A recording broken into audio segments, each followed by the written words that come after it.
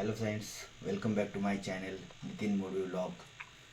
आज संडे आज गुरुपौर्णिमेनिमित्त आज पतंजली योग समिती कल्याण वेस्टला होम हवन आहे. त्यासाठी मी जात आहे. आता आज दिवसभराचं शेड्यूल खूप बिझी आहे. होम हवन झाल्यानंतर गाव आलेला आहे. तर त्याच्यासोबत दादासोबत जरा एक मीटिंग अर्जंट मीटिंग आहे. ते मीटिंग अटेंड केल्यानंतर पुन्हा राजकीय एक मोठी मीटिंग आहे. तर त्या राजकारणाच्या मीटिंगसाठी BJPच्या मीटिंगसाठी त्यानंतर बरीचशी अशी प्लॅनिंग आहे. संध्याकाळी नारी शक्तीचा एक मीटिंग आहे. बरोबर मीटिंगचं शेड्यूल आहे.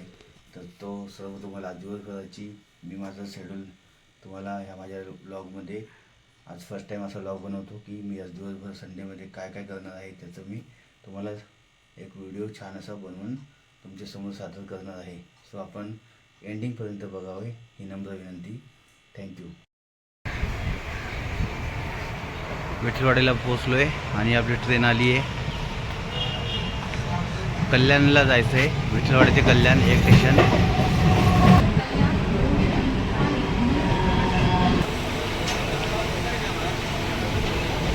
आज संडे आहे, गाडी खाली आहे पूर्णपणे. आणि आता निघालो आहे विठलवाडीवरला. छान निसर्ग, हिरवीगार गवत, हिरवी झाडे, कल्याणमध्ये छान असं वातावरण. पाऊस पडत आहे, पाऊस चालू आहे थोडा. आणि ही छान अशी झाडी. हे आहे कल्याण शहर. समोरून गाडी आली आहे, ती टिटवाळा साईडने आलेली आहे. तो टिटवाळा आणि हा अंबरनाथ रूट. आम्ही सोबत कल्याणला पोहोचतो. आता दोन्ही गाड्या एकत्र कल्याण स्टेशनला पोहोचत आहेत. एक साथ दोन्ही गाड्या समोरनं मेल आवाज येते. प्लॅटफॉर्मवर पोहोचलेलो आहे फ्रेंड्स. दोन्ही गाड्यांनी सोबत एंट्री केली आहे प्लॅटफॉर्मवर. संडे आहे पण खूप पब्लिक आहे आज. बघू शकता सुट्टी आहे, लोकांची गर्दी भरपूर आहे.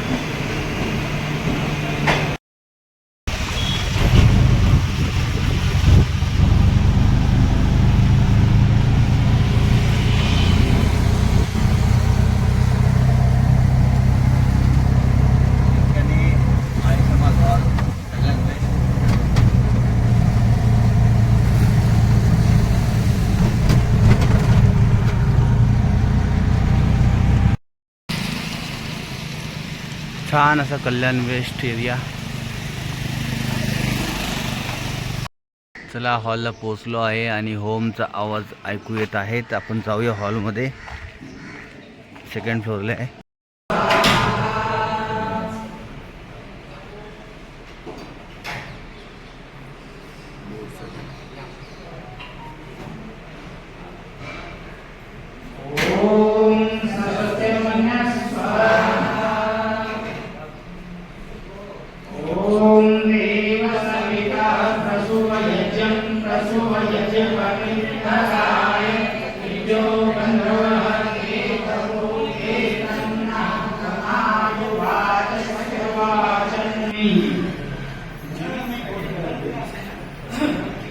उसका एक साइंटिफिक रीजन ये है. एक तो बरसात आदि में कभी भी किसी भी समय छोटे कीड़े उसमें भूमि में रहते हैं, जल प्रसेचन से थोड़ा कीड़े बाहर आ जाए. दूसरा बड़े यज्ञ हुआ करते थे. ये तो दैनिक यज्ञ है, विशेष यज्ञ भी हुआ करते थे. तो अग्नि ज्यादा ना फैले उसके लिए यज्ञ का ये जो जल पात्र रखते थे, तो ज्यादा नहीं है तो उसको जल से कंट्रोल किया जा सकता है. तो ये जल प्रसेचन की क्रिया है. अब घी की आहुतियां हैं.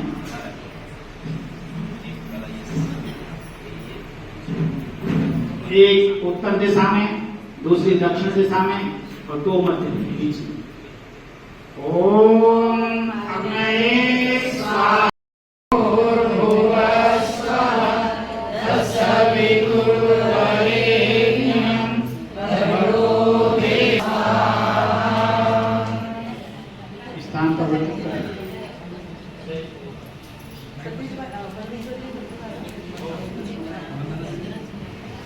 अब जो पहले बैठे थे वही आगे बैठे।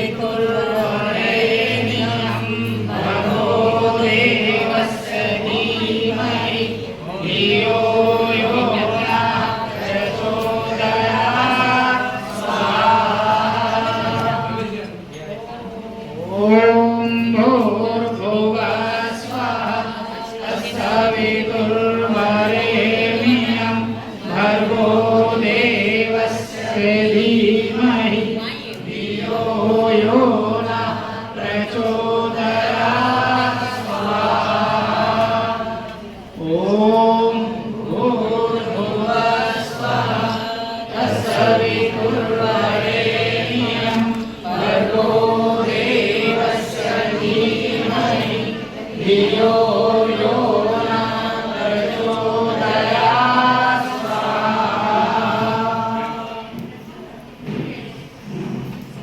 आहुति देकर सबका हो गया है कोई?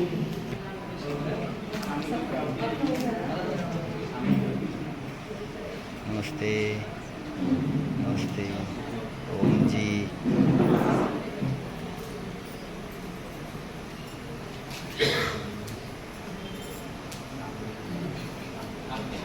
चौहान साहेब। ओम जी। ओम जी।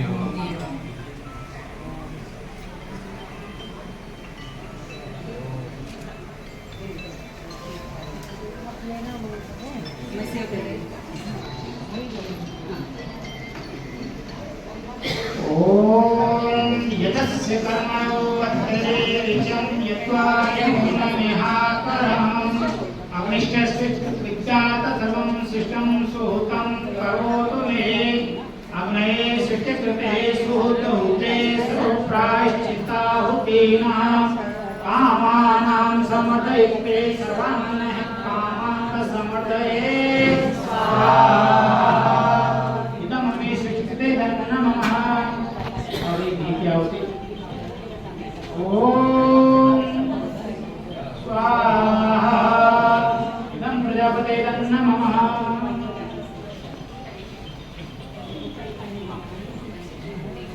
अब 3 बार में पूर्ण आहुति करेंगे। 3 बार में घी और सामने ओम सर्वं वै पूर्णं स्वाहा।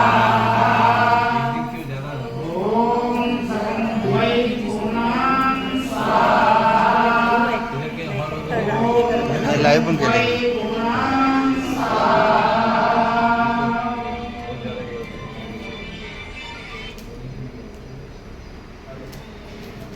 जो शेष घी है उसको भी ओम वसो पवित्रमसि सद्धारं वसो पवित्रमसि सहस्रधारं के लिए वायु जल सर्वत्र हो शुभ गंध को धारण किए स्वार्थ भाव मिटे हमारा प्रेम पथ विस्तार हो हिरण्य ममता सार्थक प्रत्येक में व्यवहार हो हाथ जोड़ झुकाए मस्तक वंदना हम कर रहे नाथ करुणा रूप करुणा आपकी सब पर रहे परम पूज्य प्रभु हमारे भाव उज्ज्वल कीजिए। और गुरु की शरण में जाने से पहले धर्म का अर्थ समझना होगा। धर्म धारण करने की चीज है। ये शाम न विद्याम तपो न दानम ज्ञानम न शीलम न गुणो न धर्म ते मृत्यु लोके भूमि भार भूता मनुष्य रूपेण मृगाश्चरण। इसका अर्थ बताता हूं। ये शाम न विद्याम, अब तो एजुकेशन चल रही है केवल पेट पालना के लिए। पहले होती थी विद्या, और विद्या वेदों की विद्या। यजुर्वेद के 32वें अध्याय का 3रा मंत्र कहता है विद्याम च विद्याम यस्तत् वेदो भयम सह विद्या मृत्युम तीर्त्वा अविद्या मृत्युमस्मि। कहा विद्या और अविद्या में केवल एक ही अंतर है, विद्या जो है मृत्यु से पार कर देती है और अविद्या इस जाल जंजाल में दोबारा फंसा देती है। तो ये शान अविद्याम, जिनके पास विद्या नहीं है, और विद्या में भी वेद विद्या योग विद्या जिनके पास नहीं है, न गुणो न शीलम न गुणो न धर्म, न शीलता है न गुण है न धर्म है, ते मनुष्य रूपेण नरकाश चलंती भूमि भारत होगा। संसार में इस प्रकार से घूम रहे हैं ऐसे मनुष्य जिस प्रकार से कस्तूरी वाला हिरण, कस्तूरी वाला हिरण मृग, क्योंकि उसकी नाभि में कस्तूरी है, लेकिन उसको पाने के लिए वन वन भटक रहा है। गुरुओं का भी गुरु परमपिता परमात्मा है और वो आपके करीब है, आपके हृदय में है, लेकिन परमात्मा को पाने के लिए आजकल देश में भगदड़ मची हुई है। मुंबई वालों से पूछो भाई कहाँ जा रहे हो? वैष्णो देवी दर्शन करने जा रहे हो परमपिता परमात्मा। वहां भी बिस्तर बांधे पड़े, बोले कहाँ जा रहे हो? हरिद्वार जा रहे हैं। वहां भी जाके देखा तो वो भी बिस्तर बांधे पड़े, कहाँ जा रहे हो? तो काशी जा रहे हैं परमात्मा के दर्शन करने। जबकि परमपिता परमात्मा योग के माध्यम से समाधि में ही मिली।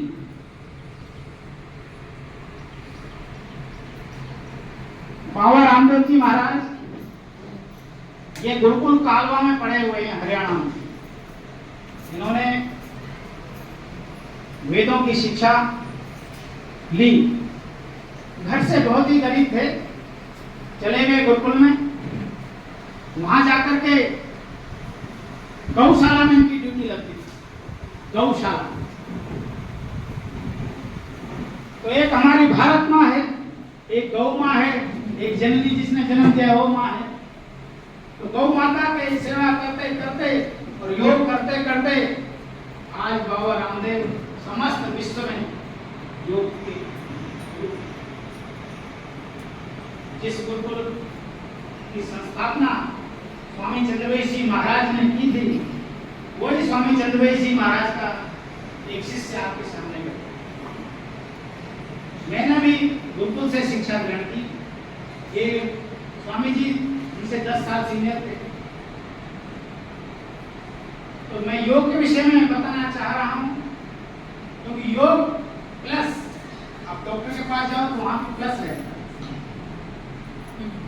एक हॉरिजॉन्टल एक वर्टिकल लाइन, प्लस प्लस मतलब जुड़ना। और किससे जुड़ना? परमपिता परमात्मा। तो बहुत से गुरु लोग कहते हैं ध्यान करो, लाखों लाखों की भीड़ में जमा हो रही है, कहते ध्यान। तो उनको ये मालूम नहीं कि ध्यान तो मेरे पास आत्मा सीढ़ी है। पहला सीढ़ी पर कदम रखोगे नहीं, सातवें पे कैसे पहुंचो? योग का 7वां सीढ़ी ध्यान है। यम नियम आसन प्राणायाम प्रत्याहार धारणा ध्यान और समाधि। ये मेरे पतंजलि परिवार के सभी सदस्य का तो सबसे प्रथम सीढ़ी यम है। यम को ही पालना बड़ा कठिन है।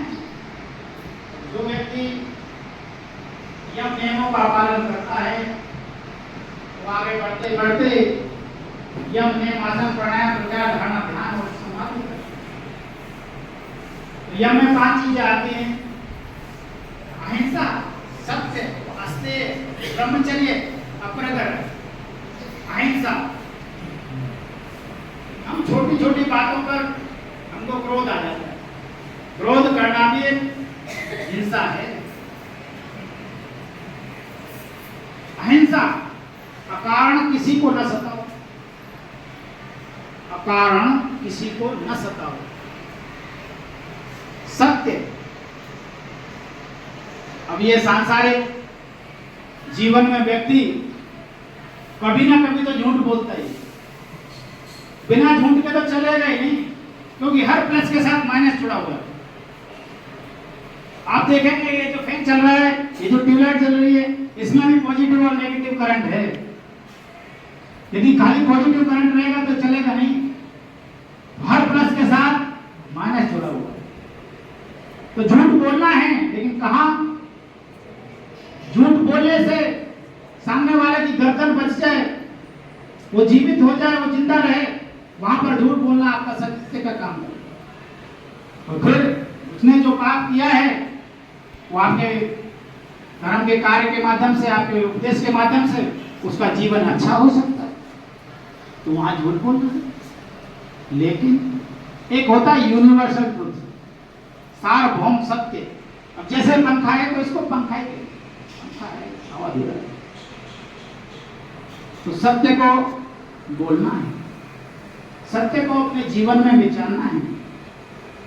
ईश्वर सत्य है, जीव सत्य है, प्रकृति सत्य है। तो योग का प्रथम हम यम, और यम में भी 5 चीजें, अहिंसा, सत्य, अस्तेय। तर ऍक्सिडेंट डेटा असेल तर थांब मम्मी, तिचं व्हिडिओ मध्ये ना नॅचरल डेटा असेल तर 10 लाख रुपये प्लस आपण जेवढे ॲक्टिव्हिटी असेल ते रिटर्न होतो. आणि याला टर्म रायडर दिलेलं आहे मी अजून प्लस, म्हणजे 10 लाख प्लस टर्म रायडरचे 10, 20 आणि हे रिस्क होचे 10, असे 30 लाख रुपयाचा टोल होऊ शकतो. याच हप्त्यामध्ये 30 लाखाचा टोल होतो.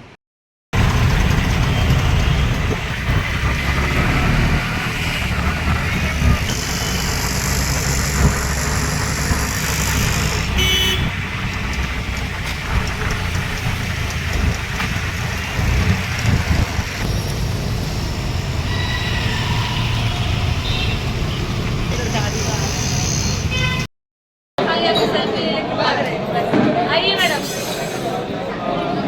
नमस्कार। एंट्री कर दीजिए, आपका नाम, नंबर, आपका सही।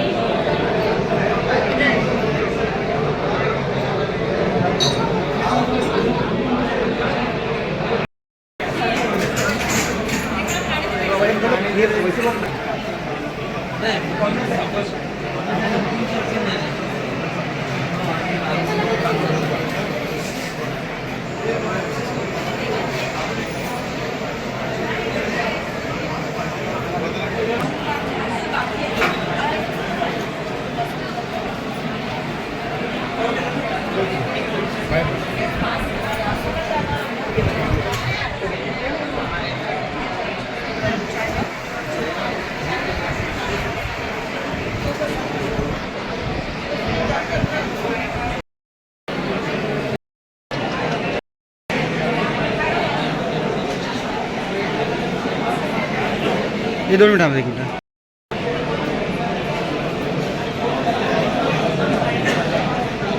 भारतीय जनता पार्टी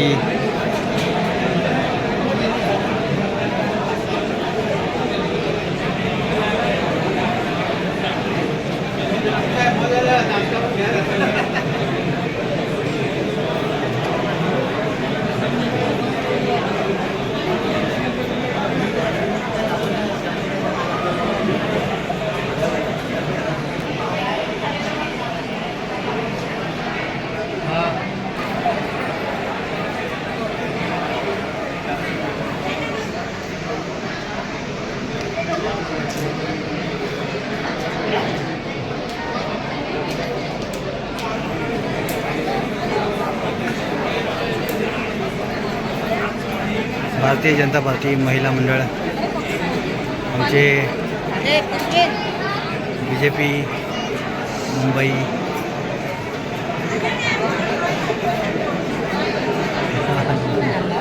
नाही बनवते, व्लॉग बनवते यूट्यूबसाठी.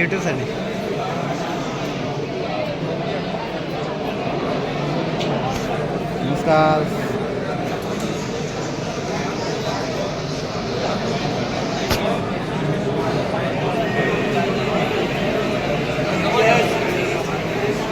पुढे